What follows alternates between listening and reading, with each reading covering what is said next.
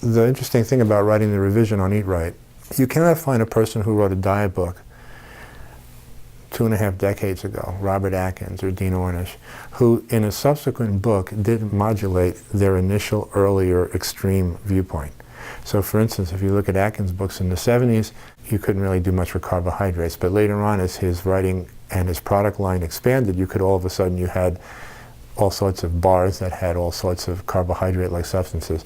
And then Dean Ornish, who had a zero-fat diet back in the 1970s, wrote a book where he was saying, well, okay, I'm maybe having salmon and some fish oils is not. Everybody's had a change, okay, because their positions were extreme and the reality wasn't really reflective of that extreme position. The interesting thing in writing the revision of Eat Right is I had to make no fundamental changes to any of the descriptions or any of the explanations or any of the theories behind it. I simply had to write the book to incorporate the new findings that had occurred in the 20 years since I wrote the first book.